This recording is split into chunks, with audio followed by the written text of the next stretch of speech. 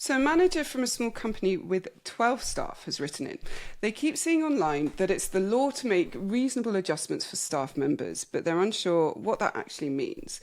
And do they have to make them for everyone? Reasonable adjustments. Yeah. That phrase strikes fear into the hearts of small business owners everywhere, doesn't it? Because it sounds like something out of a BBC courtroom drama. You can almost hear the line, "The defendant failed to make reasonable adjustments," and then you cue gasps from the public gallery. Absolutely. I mean, it does sound dramatic, doesn't it?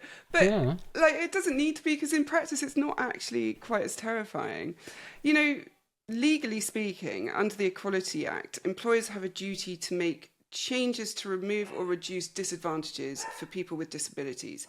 And when I say disabilities, I mean the legal definition of physical or mental impairment that has a substantial and long-term effect on daily life. It's so not, I don't like doing Monday morning. I mean, well, yeah, I get it, but exactly. We're not talking preferences. We're not talking mood even. We're talking disabilities. And, that can mean anything, really, from arthritis to ADHD to depression. And if those kind of conditions make certain aspects of work harder, the employer has to look at a way to level that playing field so they can be equitable. And I suppose this is where the word reasonable becomes quite handy, doesn't it? Because, a small company of only 12 people, your dog it has a lot to say about reasonable equity by the signs of it. It's because she's got a disability around food and just wants it all the time. And that's what's happening right now. So. Because I suppose, a small company isn't expected to build a marble ramp, for example, out in the front, or commission a bespoke lighting system from Milan. I mean, no, but can you imagine? No, what's considered reasonable really just depends on the size and resources of their businesses. The law recognises that, for example, a multi-international bank and a family business are going to have really different capacities, and adjustments are just meant to be proportionate to those businesses.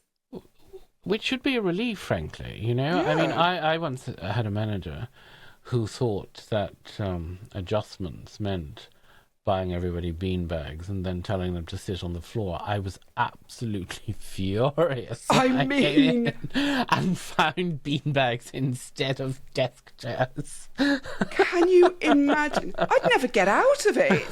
That'd be horrific. Oh, well, no, that's not it either. That's not quite it. The adjustments are usually much simpler than that. And it's the thing, isn't it? Sometimes it's just about flexibility, which I wouldn't have enough of to get out of a beanbag. But flexibility, like giving written instructions instead of only verbal ones, or this is one of my favourite, agreeing fixed deadlines instead of a vague as soon as you can kind of instruction.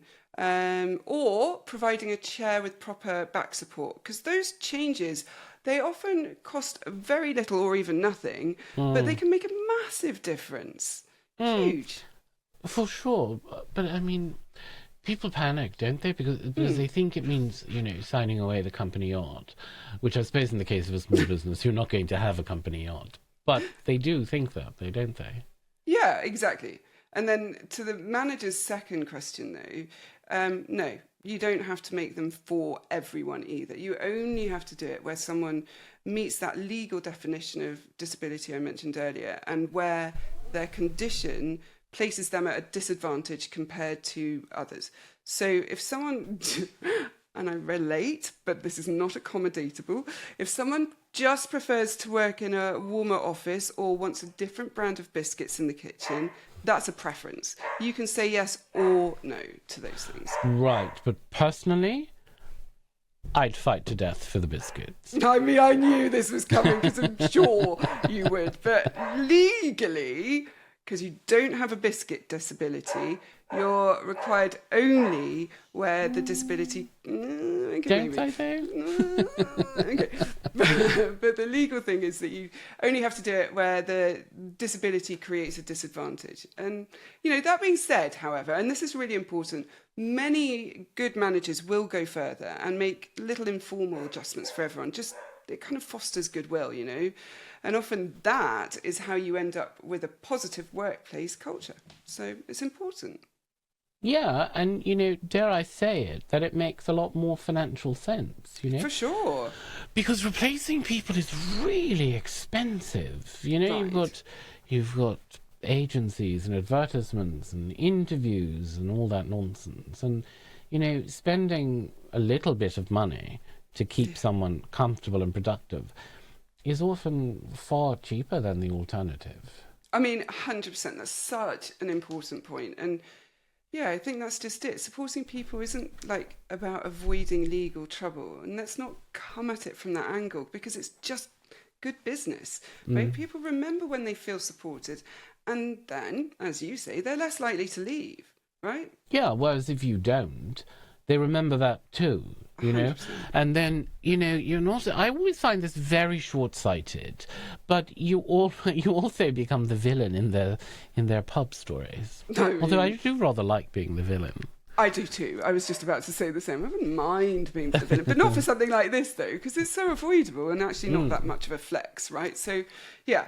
But I tell you what, let me give you a couple of examples, because I think it really helps to make it concrete to know what we've got, what we're talking about.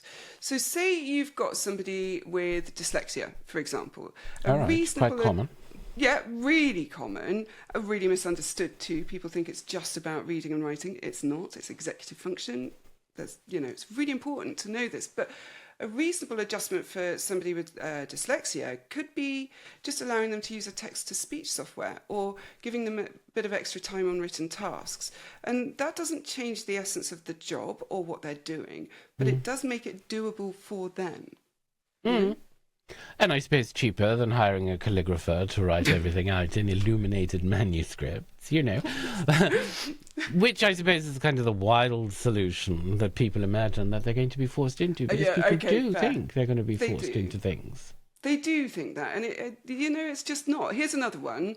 Somebody with arthritis. So, for example, a reasonable adjustment with them might be giving them a more supportive chair, or if mornings are really difficult, letting them start work half an hour later. It's simple, it's proportionate. It means that they can do their job, right? Yeah, which is the point, isn't it? When you run a business, it's not really, I suppose, about giving special treatment, because we do always fall into this trap of, well, why are they getting special treatment? It's more about making sure that people can actually do the work that you're paying them to do. Well, exactly. And I think sometimes managers imagine it will be this endless spiralling, but the law doesn't say you have to grant every request. You have to consider it, talk it through, and do what's practical. And that conversation bit, that's the kind of key part of it.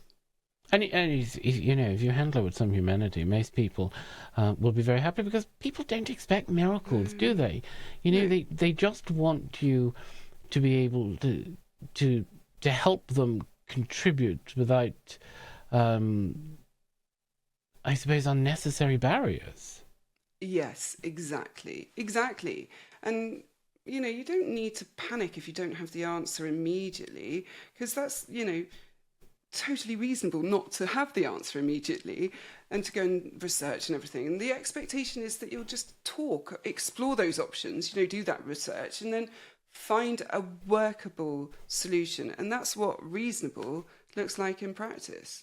I mean, it's funny, the word reasonable, really, isn't it? It does quite a lot of heavy lifting. It's the same word that gets wheeled out at Christmas when families argue about who's going to peel the potatoes. Let's just be reasonable. Paul, have you ever peeled potatoes? Yes, I've peeled potatoes, thank you very much. I was a hotel trainee manager. I worked in a kitchen for 6 months. I've peeled more potatoes than everybody. I have the best potatoes, to quote Donald Trump.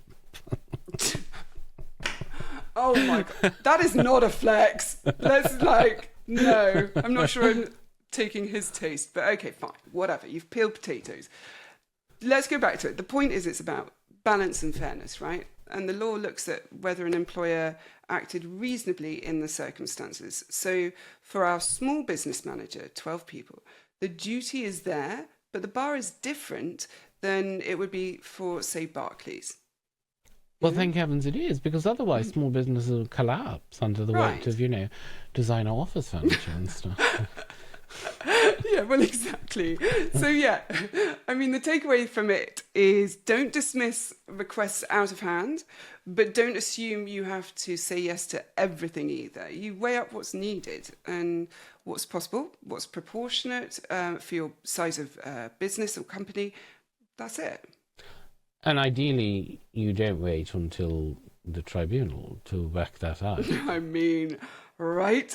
Much better to have had the conversation early, because most adjustments really are tiny. And I don't know, just a change in communication style for the autistic or ADHD person, or a bit of flexibility around hours, or sometimes just a small piece of equipment. They're often more about thoughtfulness, consideration than they are about money. That's really interesting you say that, because I once consulted for a place where an employee needed a dictation tool because typing was slow for them. I don't know why. Maybe they had arthritis or rheumatism or something like that. But the manager went into a complete meltdown over this. He had visions of, huge invoices and stuff. But in the end, the software was so cheap, it cost less than a few cups of coffee. Oh, right. That is exactly it. There is this ridiculous myth that adjustments are going to be massively expensive, like you said, the ramp in Milan, or I can't remember what you said now. But when in reality, they really aren't. Many of them are really very, very affordable, very cheap, and there are also, a lot of people aren't aware of this, government schemes like Access to Work that can help fund specialist equipment if needed. So you're not just abandoned if you're a small business. You're not left alone with it.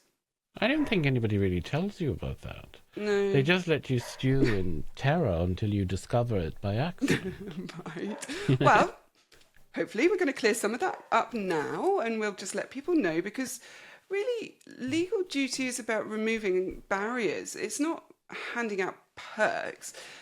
And it is designed to be proportionate, not punitive. It's not meant to be a burden. Yeah, I quite like that word, proportionate. It's very British. Yes, it is. It sounds like, something you'd hear in polite dinner conversation, isn't it? Or a polite dinner argument. Your behaviour was entirely disproportionate. I imagine you hear that more than I do, Paul. But yes, you're right, it is. And it just fits perfectly in this area, right? It really is about adjustments being about proportion, right? And you do what's fair and feasible. There's no unrealistic expectation. And if you're sensible about it, you're also going to see the upside. Someone who feels supported is going to work better. They're going to stay longer. They're going to speak better of you afterwards. And, these are all rather useful qualities in staff, really. I mean, right? Exactly. So then, in essence, reasonable adjustments just mean changes that help level the playing field for people with disabilities.